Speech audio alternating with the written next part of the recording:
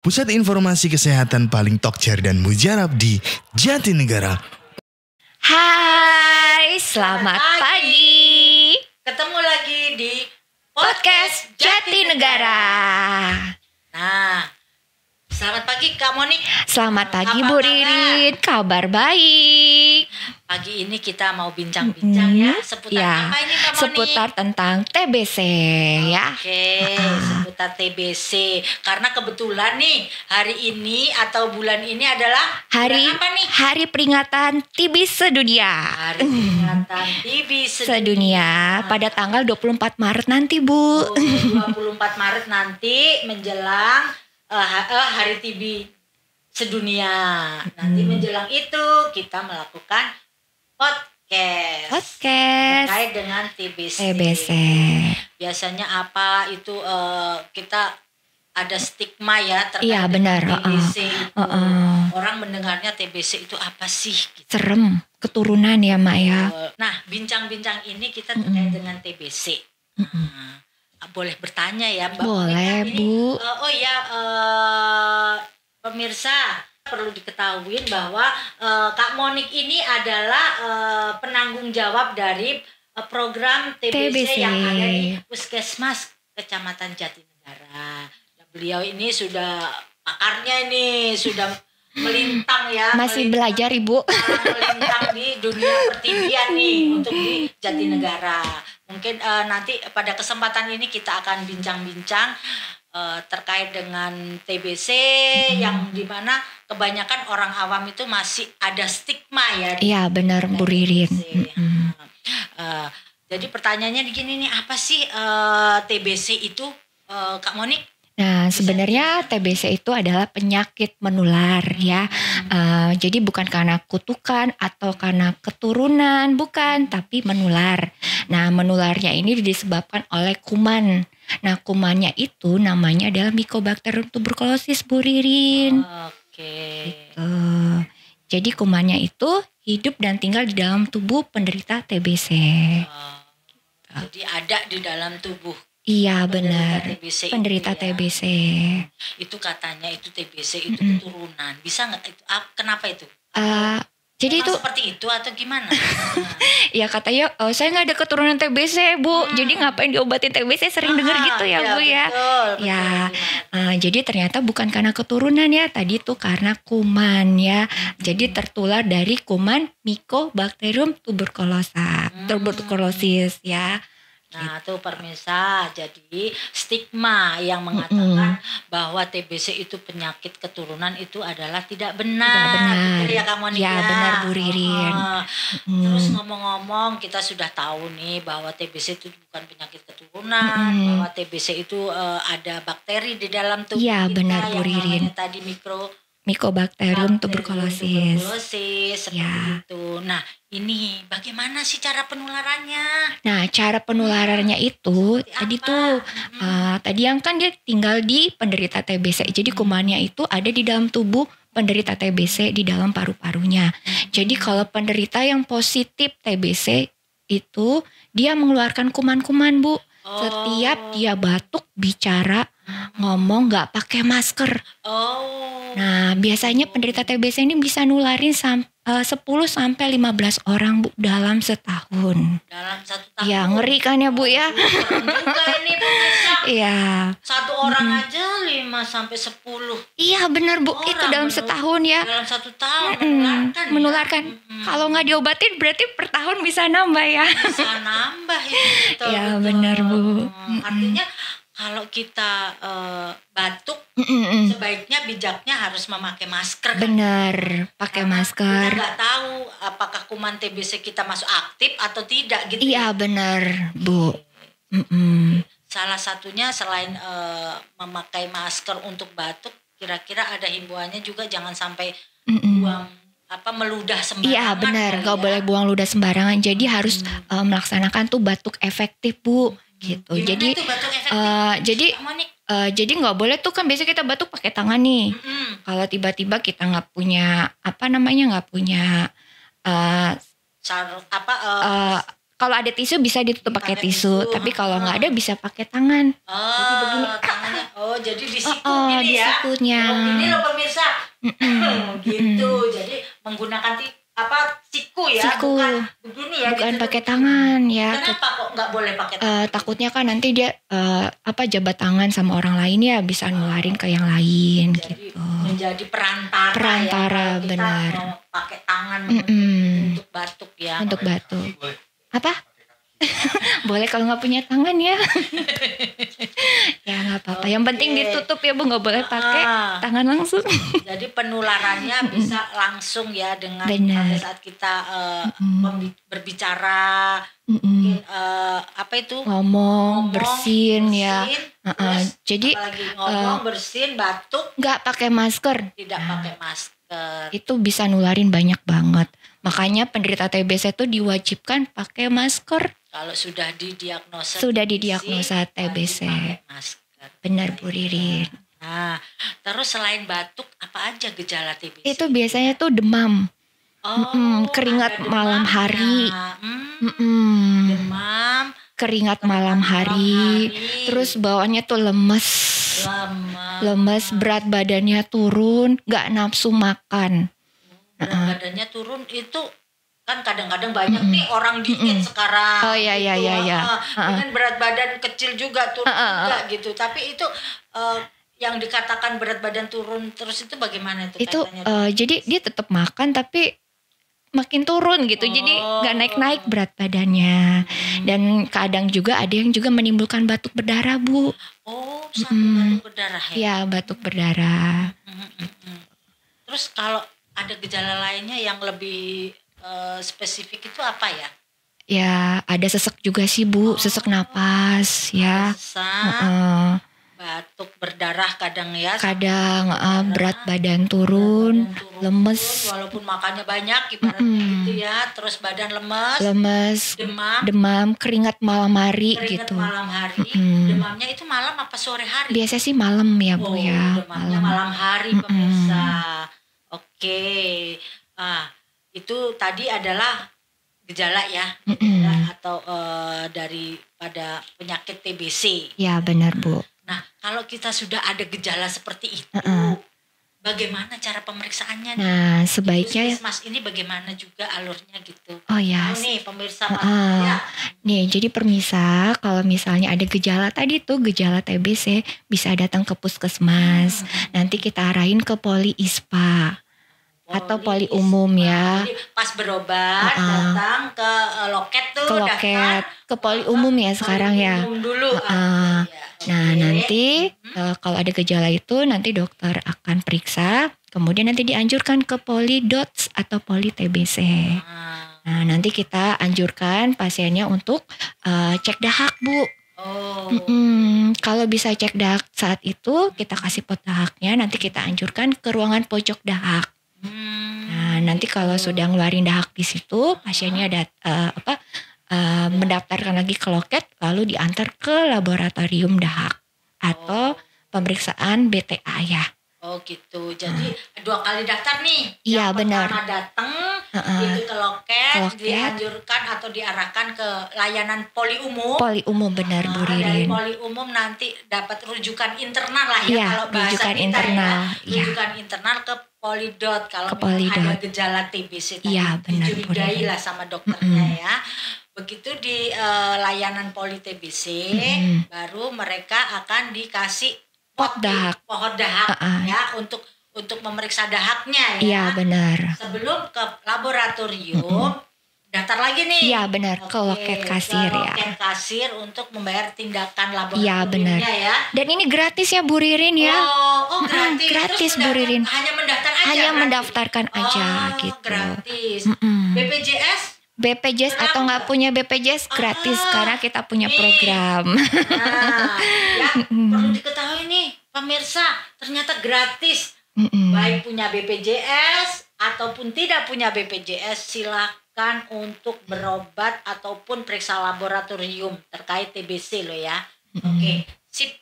Terus apalagi sesudah diantar dahaknya nanti diinformasikan 3 hari 2 atau 3 hari ya hasil dahaknya gitu. Oke, 2-3 hari hasil dahaknya akan diberitahu. Ya, Jadi, akan diinformasikan.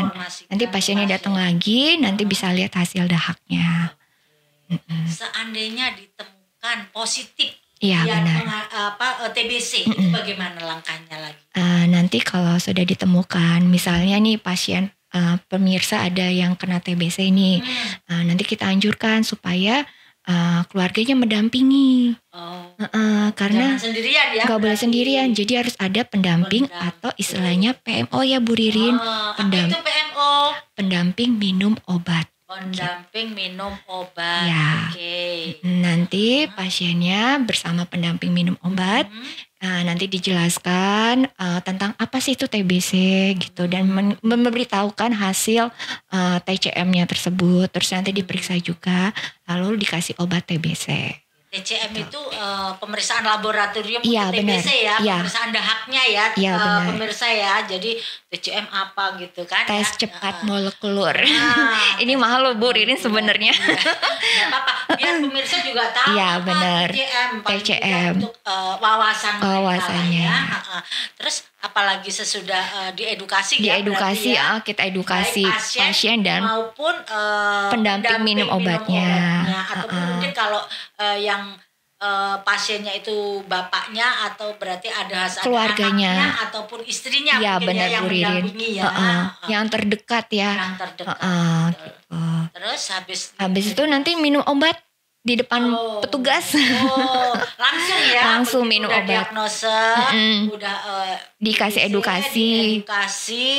berserta PMO-nya, Iya. pendampingnya. Pendamping itu. minum obatnya. Terus habis itu langsung dikasih obat, suruh minum di depan Iya petugasnya. benar. Gitu. Oke. Supaya pasiennya udah terbiasa ya Bu ya minum obatnya dan nggak kaget gitu. Oke. Terus kira-kira dari minum obat itu biasanya ada nggak sih efek sampingnya? Pasti ada juga yang efek sampingnya ya, tapi nggak terlalu banyak sih Bu Ririn. Gitu. Apa kira-kira kebanyakan dari Kebanyakan keluhan mereka itu- yang sudah mengkonsumsi obat TBC apa?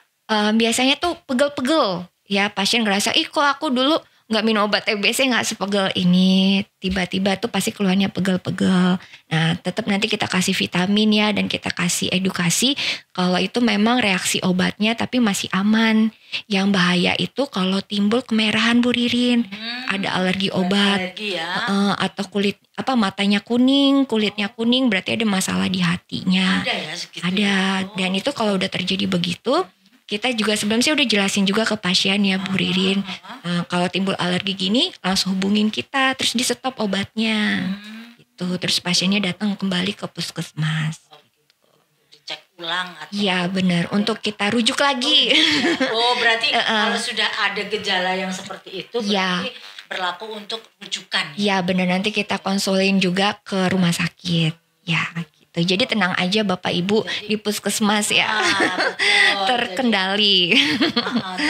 Terpantau, termonitor seandainya terjadi Alergi. ataupun lain-lain yang akibat dari obat tersebut atau obat TBC, bisa nanti petugasnya akan melakukan rujukan Rujukan benar. ke spesialis lah. Spesialis. Oke. Nah, kaitannya dengan pengobatan, biasanya kan obat TBC itu banyak tuh. Ada tahapannya apa? Gimana? Ada. caranya? Jadi sebenarnya pengobatan TBC itu minimal ada yang sebenarnya itu 6 bulan ya. 6 bulan bisa sampai 12 tahun tergantung penyakitnya Bu Ririn. Sampai 12 tahun. 12 bulan. Oh, 12 bulan. Ya Tapi yang alat ya pemirsa, 12 bulan. 12 bulan tahun ya. nanti anak saya keburu gede. Iya.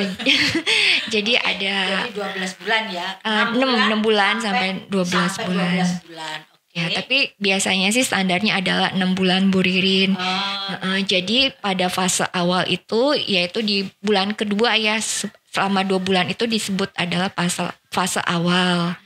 1 sampai 2 bulan itu fase masuk awal. Fase awal Ya, pengobatan. Oke. Pengobatan. Terus berikutnya adalah fase lanjutan selama 4 bulan. Jadi totalnya 6 bulan. Berarti bulan Tiga ketiga sampai itu sampai ke-6. dengan bulan ke-6 itu masuk fase Lanjutan.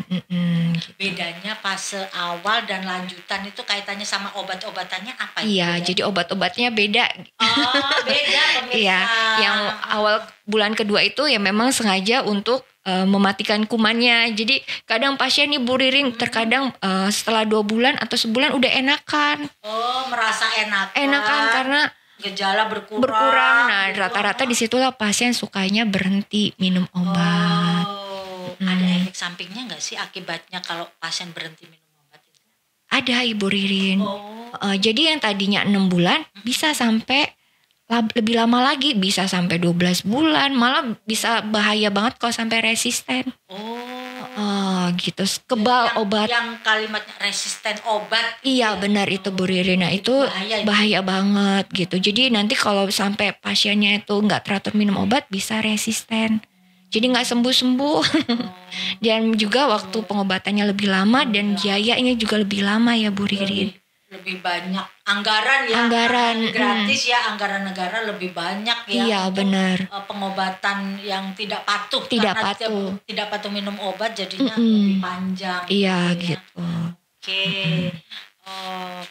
Terus ada lagi nggak sih kaitannya dengan untuk pengobatan tadi yang tahapan pertama itu 1-2 bulan itu untuk mematikan kuman. Iya benar. Untuk lanjutannya gimana itu yang tahapan selanjutnya? Ya, jadi nanti 4-6 bulan ya itu gimana itu? Itu sama fungsi juga. Obatnya untuk apa nih?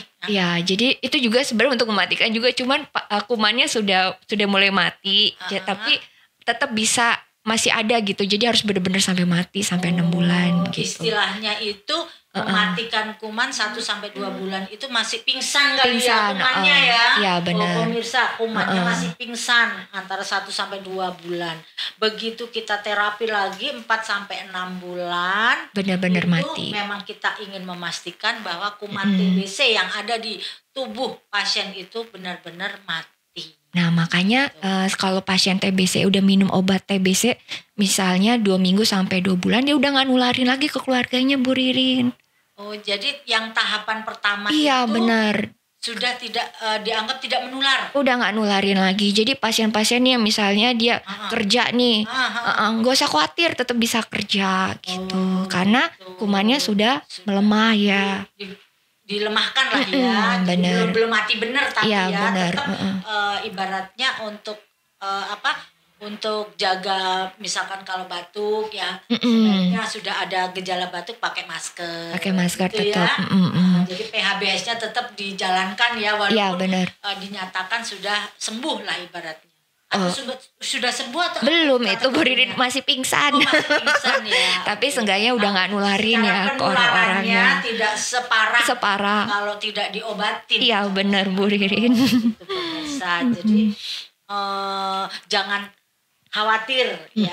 Ibaratnya untuk kasus TBC itu 1-2 bulan itu kalau rutin minum obat itu insya Allah itu akan sudah tidak menularkan kepada orang-orang tersayang atau orang sekitarnya. Ya, dan pasiennya juga tetap boleh nyari duit ya, kerja ya. Bisa kerja, aktivitas.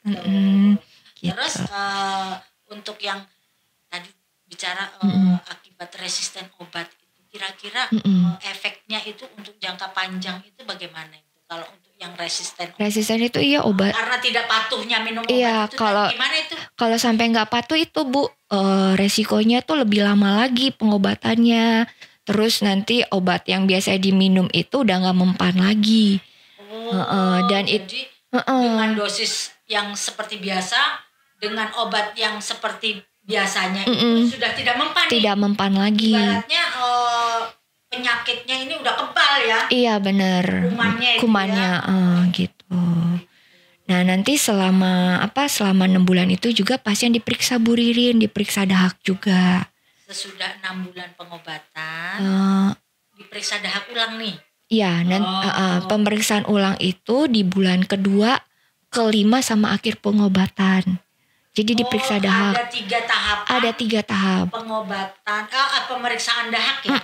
Benar-benar Bu Ririn. Yang pada saat pengobatan di bulan kedua itu periksa dahak lagi. Periksa dahak lagi. Terus bulan kelima. Pengobatan pas minum obat itu periksa lagi. Iya betul Bu Terus habis Ririn. itu bulan ke-6 periksa dahak lagi. Periksa dahak lagi. Jadi ada 4 tahapan dari awal dia didiagnosa TBC, periksa dahak.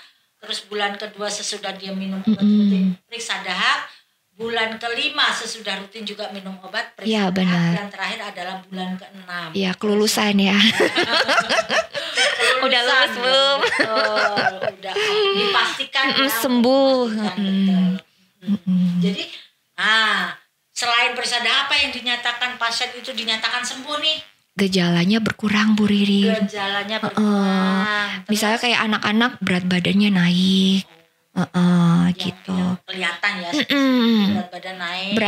Berat badannya naik. Udah nggak ada gejala, pasiennya lebih bugar lagi ya Bu Ririn ya. Lebih bugar lagi. Oke.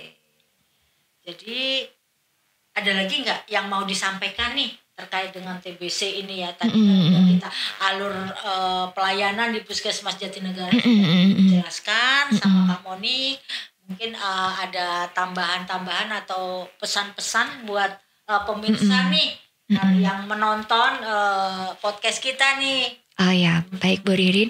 Mungkin pesannya ini, TBC itu tidak mengenal siapapun yang bisa aja kena gitu, baik muda atau tua. Jadi siapapun bisa kena. Baik dia kaya atau miskin, siapapun bisa kena. Tapi Bapak Ibu gak usah khawatir ya, karena ini adalah penyakit yang bisa disembuhkan ya. Asal gimana? Asal berobatnya itu teratur ya, minum obatnya teratur dan tepat ya Bu Ririn ya. Jadi yakin aja pasti akan sembuh ya gitu. Jadi keluarganya juga nih yang sebagai pendamping minum obat juga bisa mensupport pasiennya ya, ngingetin waktunya dia minum obat, terus ngingetin makanan apa aja yang sehat. Nah itu diingetin juga pasiennya, karena balik lagi namanya pasien lagi sakit kan ya, pasti butuh manja ya Bu ya. Diingetin dan diingetin ya, benar. Istrinya ya. Iya benar Bu Ririn gitu. Oke, mungkin itu aja ya. Iya Bu Ririn. Kali ini pemirsa silahkan berkomen kalau misalkan ada pertanyaan-pertanyaan terkait dengan TBC. Kita akan membuka ruang, kalau bisa kita jawab kita akan jawab ya. Iya benar Bu Ririn. Mudah-mudahan bincang-bincang kita kali ini bisa bermanfaat buat pemirsa. Amin. Terkait dengan TBC. Dan mudah-mudahan terkait dengan layanan di puskesmas kita itu juga dipahami oleh pemirsa. Jadi lebih gampang ya berobatnya ya Bu Ririn ya. Jadi lebih tahu bahwa tadi tidak pakai BPJS pun bisa berobat untuk gratis. Ya, obatnya pun gratis gitu. Oke. Mungkin itu aja, terima kasih. Ya sama-sama Bu Ririn. Bincang-bincang kita kali Bu ini. Ririn. Mudah-mudahan nanti kita akan ada sesi berikutnya terkait TBC. Karena TBC itu gak hanya masalah minum obat aja, tapi banyak yang akan kita kupas ya. Lebih menarik lagi kali ya. Lebih menarik lagi, lebih seger lagi ya Bu Ririn. Lebih fresh lagi. Lebih fresh lagi. Saudara, kita akhiri dengan bye.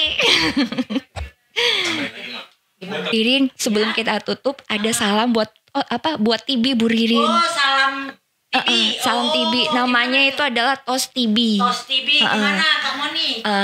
TOS TB, temukan, obati TBC sampai sembuh. TOS TB. TOS TB. T-nya itu temukan, O-nya itu obati, S-nya itu sampai sembuh. Jadi ada artinya pemirsa.